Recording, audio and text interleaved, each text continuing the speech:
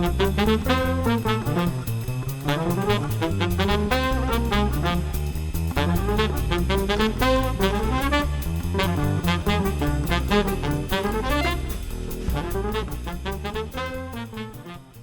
to another edition of the Business Brains and the Bottom Line podcast. My name is Paul D'Allegro, and my guest today is Jason Osei, the Director of Technology and Cybersecurity at Cambel ISD. Welcome to the show, Jason.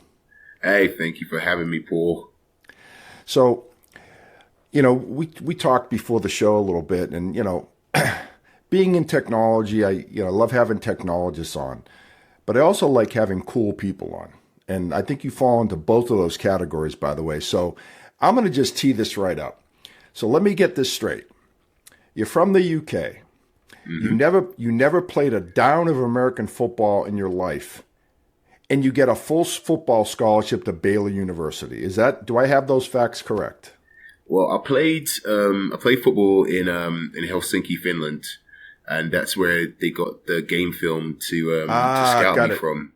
And but yeah, what's in terms of like playing official high school or football in America, I never played it down in America until I stepped on the field at Baylor.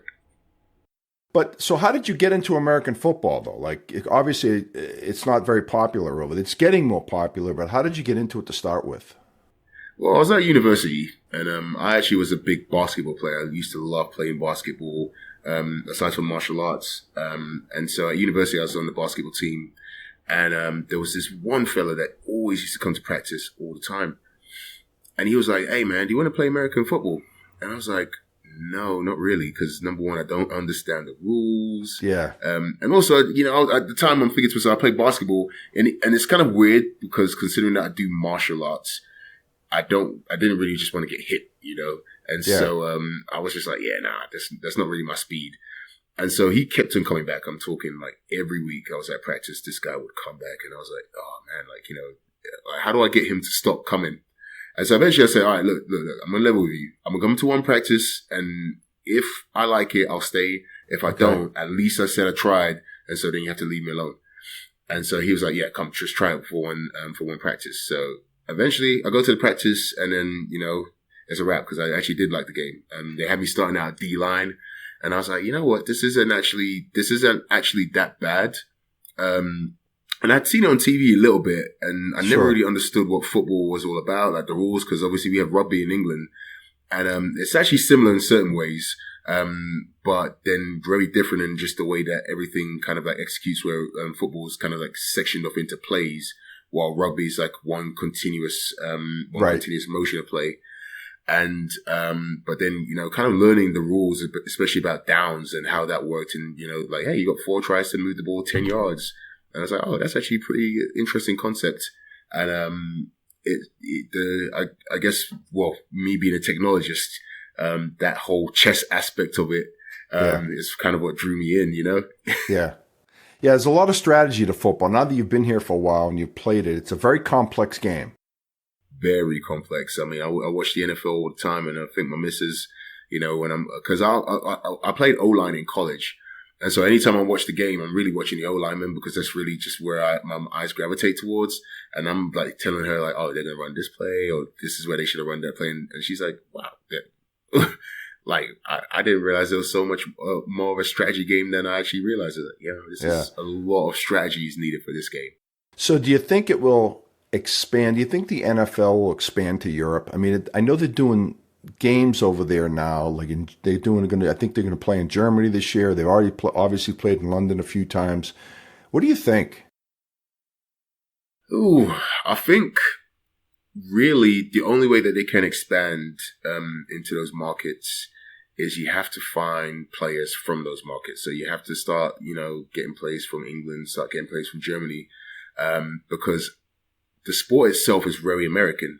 And so it's hard to kind of like, take that and bring that into a whole different country and see them adopt to it, because obviously in those countries you got soccer, which is pretty much king of Europe. Sure. And then you've got like a lot of basketball, which has become really international. But then when you see like, some of the players that are playing over in the NBA, you can see the appeal because there's more and more of those players actually playing in that in those leagues.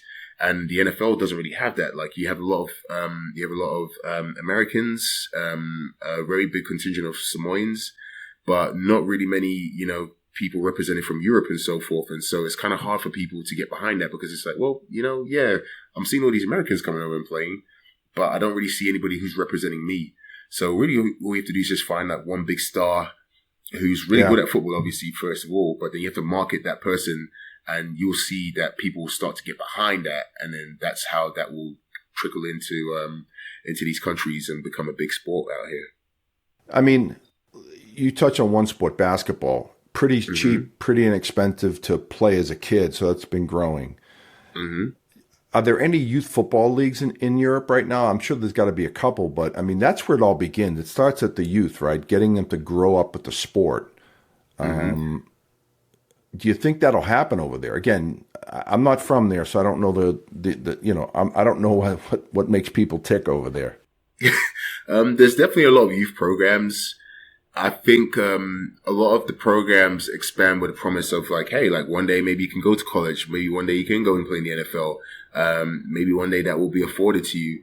I think if the NFL actually came and put a hand in the leagues where it was like, hey, well, rather than you trying to figure out how to get there, we will use it as a feeder system. Maybe a lot of colleges could get on board with that where it's like, hey, like, maybe we could choose a team so often and build some partnerships where, X, Y, and Z college could pull from this team for their kids, who have the talent, or X, Y, and Z team can pull for those kids for the talent. And I think once you kind of see that happening and the funding coming in for that, that's when the growth of the sport will be. Because again, as you touched on, like, basketball is very inexpensive to get to be a part of. And it's the same with soccer. Soccer is very inexpensive. All you need is a pair of cleats and a field and a ball. That's it. And then you get to go and play with football. It's just so much equipment, like, gloves, helmets, pads and so forth. And I think when parents over in the UK or even in Germany kind of see that, it's like, well, yeah, I mean, I could spend X, Y, and Z money on a sport that you may possibly play, but possibly not. Or I could spend, more money or less money if how you consider it on a sport that you're probably actually more likely to be able to play and probably do better at because there's more of it around, if you know what I'm saying. Yeah. Well, the one thing that concerns me is the NFL's trying to get global. I would not be surprised if they have a team in Canada. I would not be surprised if they have a team in Mexico. But that's in North America. So, it's the same continent. So travel time. I don't know how you could logistically do that if you have teams in Europe. I mean, it's a 12-hour flight.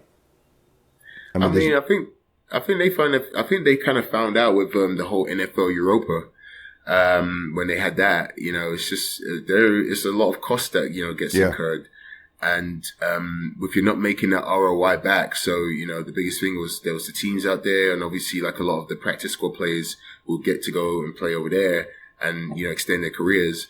But then when the stadiums are pretty much empty, then it's like, we're not getting that money back. So it's a failed venture. But when you bring two teams over, it's an event because it's like, oh, this is not going to happen very often. So obviously, since it's happening right now, like, yeah, let's be part of the spectacle. Once you bring the spectacle here and it's here to stay, it kind of loses its appeal because, you're running at again, the Premier League, which I watch every weekend religiously. You're running at the same time as a lot of those games. People are going to probably go and watch a Premier League game before they're going to watch an NFL game because my team, who in the town that I live, is being represented right now. And I think that that's probably a little bit more important to support than, the Jacksonville Jaguars, who, I don't live in Jacksonville, Yeah, no, you raise a good point. I was thinking the same thing, that the luster would wear off if they made it permanent there, right? Like you said, it's an event. Even if you don't know anything about American football, it's a big sport and you go just have fun, drink a few beers and scream and yell. As we know, you Europeans like to do that. Yeah, what's that? And especially like, what's it? My missus, she saw a soccer game. So she came and she saw the environment. And because where I'm from, my hometown's Tottenham. And so the Spurs pretty much play there. And every Sunday, to get to the Tottenham Hotspur Stadium, you can either go directly to White Hart Lane by train. But what you find is like a lot of the fans would walk from, Seven Sisters Station all the way to the Tottenham Stadium. And so then for her, it was like an absolute culture experience where you're seeing these like sea of white shirts just walking down the street, police escorts, like, kind of like barricading all the roads so cars can't drive by. And it's one of those things where it's just such an experience because when English fans go out there to support their team, they are going out there in full force. Like, talking like they are going out there and they're going to be like, cheering and, at the top of their lungs. And obviously some people are probably like, really drunk, by the time they get there. No, but it's so fun. You Brits wouldn't drink, would you? Oh, no, never. Like, we're too refined for that. Come on now. Yeah, that's funny. So let's kind of change direction a little bit. That's a great story. I mean, I got to believe you're one of the few people in all of the UK to get a football scholarship outside of a kicker, maybe. So let's exclude kickers because they don't count, right? Yeah, no, I mean, there isn't many of us, and I think especially at Baylor, I think I would like to say I still am the only Brit that went through there for football. So I don't know if they've brought anybody else ever since I've left. And even then, at the college I transferred to, Commerce, I was the only English kid they had there for football too. So, I made history at two places, so to speak, until the next Brit, hopefully paying it forward, goes out there and shows out, But I just find it, you must have been I know you're in great shape. I've seen you're into wrestling, and I saw some of the wrestling videos of you. That was pretty funny. And you do mixed martial MMA, correct? Mm-hmm. So you obviously are an athlete. I mean, and you can look at someone and see if they've got some athletic ability based on their physique. But I still find it hard to believe that Baylor offered you a scholarship with you never really played much football. It's amazing that they did that. I mean, how did that go down, by the way? So my coach in England, when I had my highlight tape, he saw it and he was pretty impressed. And he said, like, hey, man, we need to start getting this out to a few people in some places and just get your name out there.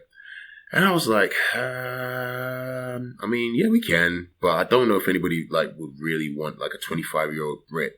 But you got so much talent in America, all these high school guys to pick from, guys who have more experience at American football. So, I mean, we can send it out and, like, hopefully, like, we get a hit, but I'm not really expecting much. And then, to my surprise, we got, like, a bunch of colleges who were really interested. So I was always up at, like, like 2 a.m., 3 a.m., waiting on these calls with these college coaches, because obviously for them it's nighttime. For us, it's, like, deep into, deep into the night. And it was great because, for me, having played American football in Europe, now I'm talking to these guys and they're like, playing American football at a higher level. And so you're kind of hearing all these different terms and so forth. And it kind of made me feel like, oh man, I'm like kind of going pro, dude. Like, so I'm like, kind of feeling myself a little bit. And then we got to Baylor, or should I say we spoke to Baylor, and had a great conversation.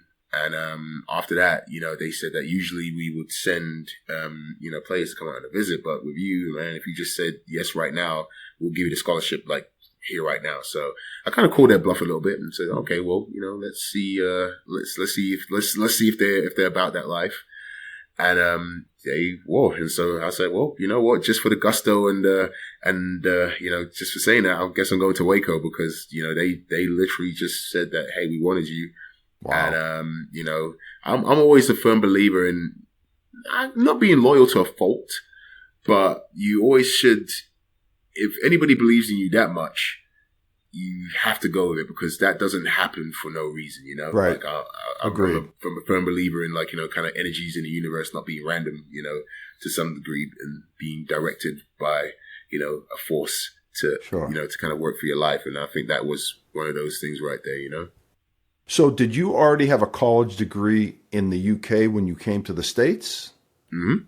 Wow. Okay. So you started over again. Yes. Studying. Oh my God. That's, and you weren't a kid. You were 25-year-old freshman. Mm-hmm. So I was a 25-year-old freshman. Wow. But you did you graduate from Baylor? No. So I actually transferred out. I think it was like a year away from graduating from Baylor. But I transferred out purely for football reasons. At this point, I'm like, I had a degree, so I didn't need to like, kind of like necessarily like Sure. get the degree. I came here for football, so I wanted to be able to play and complete my 2 years. And so then that's when I transferred out to commerce and finished playing out there. And then they paid for my master's degree as well when I was a GA. And so that actually worked out better for me because it was like, okay, not only did I get to finish my undergrad and finish playing football, but then also working as a GA, I was able to get my master's degree fully paid for and get as much education as I wanted. You know what I'm saying? Yeah, nice. What did you get your master's in? I should know this, by the way. Computational linguistics. Okay, so next question. How does that tie into technology and cybersecurity? To be fair, nowadays, actually, and especially nowadays, it ties in a lot because what you study is natural language processing. So almost the way that Alexa and Siri, like how that works. Yep. And that's essentially what like computational linguistics is. It's without trying to be too nerdy, it's about sentiment analysis. So you take like machine learning and say you take a phrase, so like cotton. And what it does is it runs cotton through the sentence that you put it in. And what it tries to do is it tries to, as best as it can, give the probability of what you meant. So like, did you mean like cotton the jumper, or did you mean like, cotton the candy? And so it kind of like tries to predict, okay, this person was trying to say that. And usually that's what you have to do through like, kind of like machine learning and some kind of calculus stuff. Yep. And so like that actually like in this day and age is actually like more relational to what we do in technology than anything else. But back when I was studying it, maybe it was kind of like one of those things where it's like, I don't know how much this relates to it. But kind of seeing how it's progressed now, it's like, oh, well, shoot, I kind of, I lucked out in certain ways. Nice. So you graduated from commerce, A&M Commerce, and you stayed out there. Mm-hmm. What possessed you to stay in commerce? Not exactly a major metropolitan area. I'm sure you figured that out by now. I was really mad that Waco. Changed because it's like, dude, like you guys had to wait till I left to get that, Yeah. And I think like with commerce, I haven't seen it change like that, but it seems to be growing. And really, what made me stay out there was the fact that I was able to get the job here at Cambel not too long after graduating, and I saw the job that was listed, and I was like, oh well, shoot, I'm good at technology. Let me throw my name into the hat. And, happened to land it. And then, me and my missus ended up staying out here. So, she was kind of thinking that I was probably if I was going to get a tech job, I probably need to move to the Dallas Metroplex. Sure. And I was kind of thinking that too. Yeah. But then, as I said again, like, I don't believe in like random events. Like, that it seemed like it was very convenient that everything kind of like lined up the way that it did. Yeah, no. And that's a common, concept is that if you live in the remote areas, it's hard to work remotely. It's changing now because of COVID, a lot of remote work. But before, you had to be in Houston, Dallas, from a Texas standpoint, Austin, San Antonio, major markets to get jobs. Now, where if you got to travel, you just get in a plane and go. Mm-hmm. On that rare occasion. Mm-hmm. And I think that's it's kind of crazy how the world has changed in that regard, because I remember when COVID hit for the first time, and that was in my first year of being a technology director. So I'm thinking to myself this year, I'm going to get fired because legit, this has been like an awful year in terms of we've had no kids in school. Yeah. I felt like I hadn't done anything, but obviously with facilitating devices and stuff. And just just the world being so different, it's like, oh my gosh, how do I go from like being in a building all day to like being at home and like trying to do this stuff? And, the fact that we've been able to facilitate so much as a society is actually kind of crazy because, it's given so much people like flexibility and freedom. So like if you had like a newborn baby and so forth, you don't have to worry about like, hey, where's my kid going to be? Because you can actually stay home with your kid and look after them while working. and know that, hey, like at the same time, I'm being very diligent to work, but at the same time, I'm taking care of my family, you know, and I think that's really been a big shift. And I like it. I know there's some people who don't like it. They need the community, the people, just having people around. Yeah. No, one of the things I think for me, you know, I've had my career. I'm later in my career, so I think what you miss out on for the younger kids is that sharing of tribal knowledge, like the old cliche of water cooler talk, and I think they miss that. But I think humans need social interaction. I think that's the one thing I do worry. I don't know if I have the answers for it, but I worry about that with the young kids today, not getting enough interaction with other humans on a daily basis. I know my daughter just took a job in Denver, and she's allowed to work home a few days a week, you know, and they love it, you know, but but I think that's in my opinion, the short-term answer is at least have both. At least have in the office a couple of days a week where you're sitting in meetings, meeting with people, you're learning, you're building those social skills. And of course, you have the luxury of working from home where you don't have to get out of your pajamas, you know, and just work. So. And actually, I think that's like, you know, in saying that, I think that's actually the beauty of having played team sports. Because I think, you know, to that point, as well as having like, you know, the water cooler talk, you actually have to learn how to like people who aren't like you.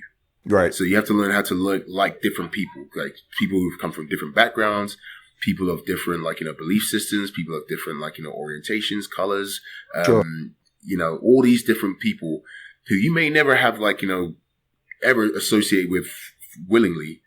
But now that you're in this situation, you have to learn how to coexist with them. And you have to learn that it's not about me. It's not about what I prefer. It's not about, like, you know, what my likes and my wants are. It's about, like, what's actually good for the greater good of this whole group of people here. And how do I put myself second to make sure that we are getting our collective goal done? And I think that's something that's really,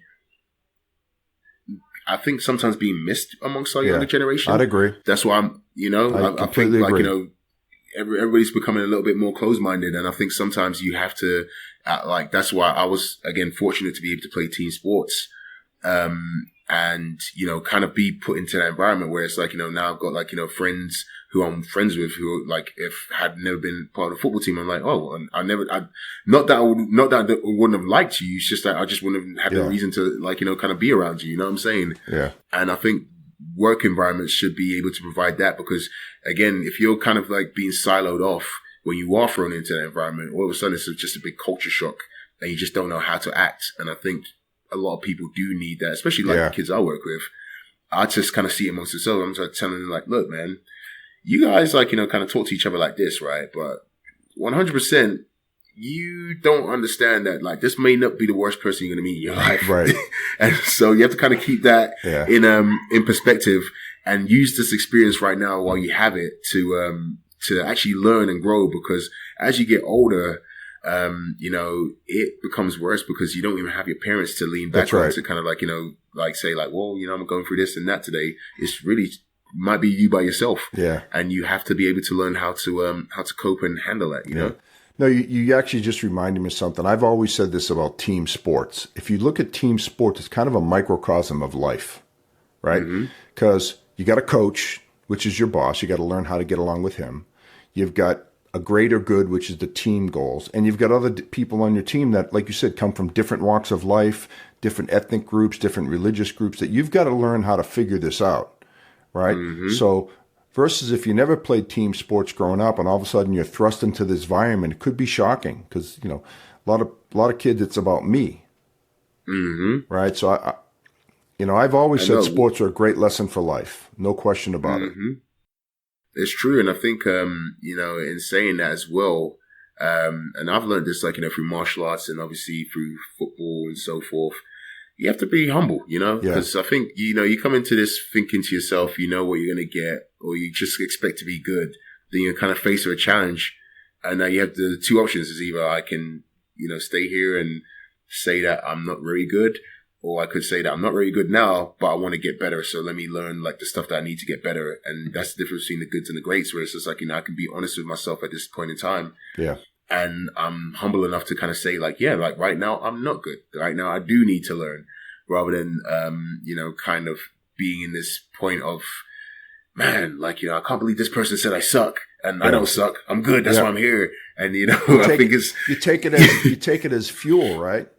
So like yourself, you're a little younger than me and in a lot better shape than me, but I work out every day and I know you're a big fitness buff.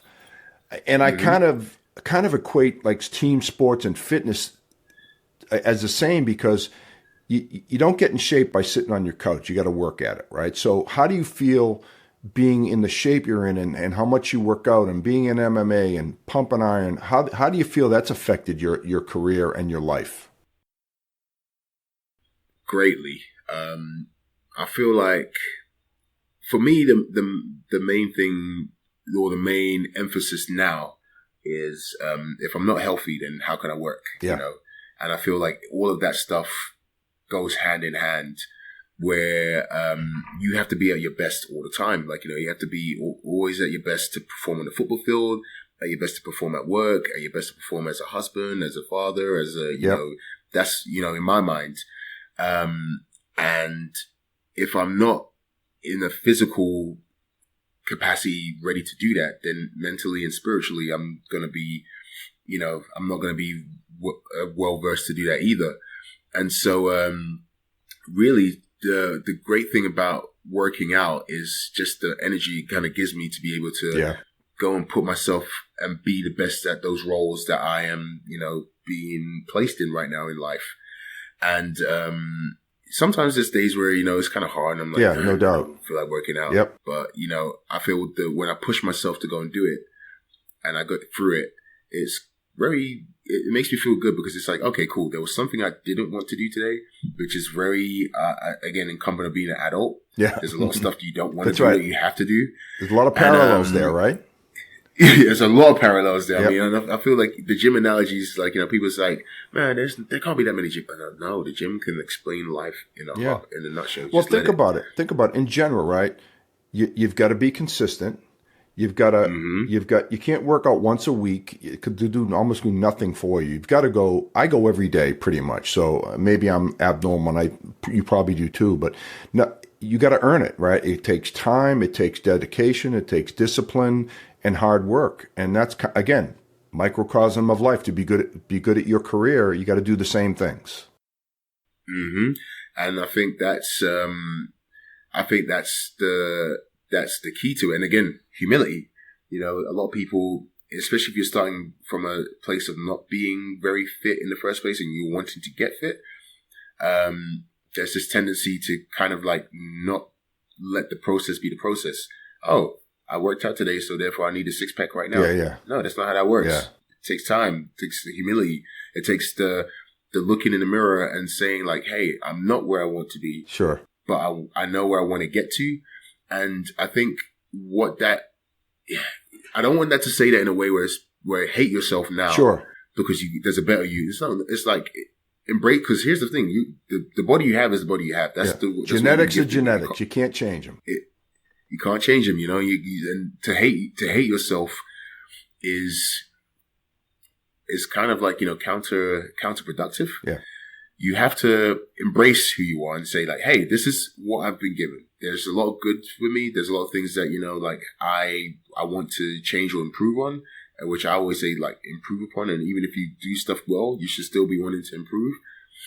And be humble enough to kind of say like, hey, it might be a lengthy process, but I'm dedicated to the process and I won't stop until I get where I want to be. And I think that's really one of the biggest things that the gym can teach anybody. Yeah. If you let it, And Sure. I think some people, we get to this kind of place of maybe like a little bit of entitlement where it's like, like, hey, I've done this, so then therefore I deserve that. Yep.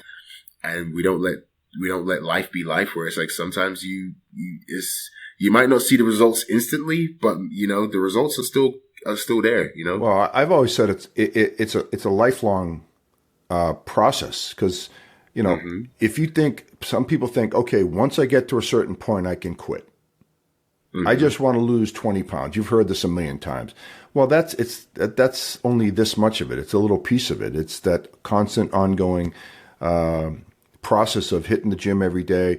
See, me personally, I like going to the gym. I'm not saying every day I'm running into the gym, but I actually look at it as it's fun. I have gym friends. I joke with people.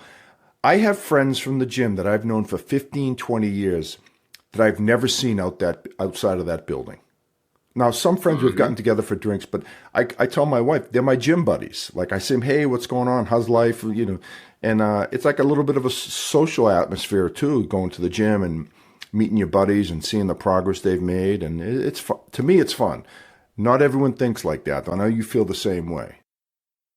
I definitely feel the same way. I have a lot of friends, and I think a lot of it is funny because, like, you know, the way I'll kind of work out, where I do like a lot of powerlifting and you know, kind of like Olympic lifting is incorporating my workouts, and then calisthenics, like, you know, where I'm just like, you know, kind of like doing crazy things with like a body weight. You just get a lot of people who, like, you know, kind of admire it, so they come to you and they're like, dude, man, you're like cool, dude. Look how big you are, like, you know, you're just doing all this crazy stuff. Yeah, and so then you kind of make friends that way. And it's cool to, again, like almost like a fraternity. Sure. A source, like, you know, like, absolutely. Hey, man, like, you know, that's my buddy from the gym, and he knows exactly what I go through because I see him every day going through that same thing. And it's cool. Yeah. So we're at different stages of our fitness career, by the way. I'm like I said, I'm not giving my age out, but I am a little bit older than you. My number one goal when I go to the gym is to not hurt myself at this point. So I do everything under control. I see people doing the jumps on the blocks. I'd probably blow out a knee at this point if I did. So I keep my feet on the ground, under control, high reps, you know, lighter weight. Again, just getting older, you have to adjust. I mean, I guess for me, I'm at this point in my life where I know that at some point it's not going to be there no more. Yep.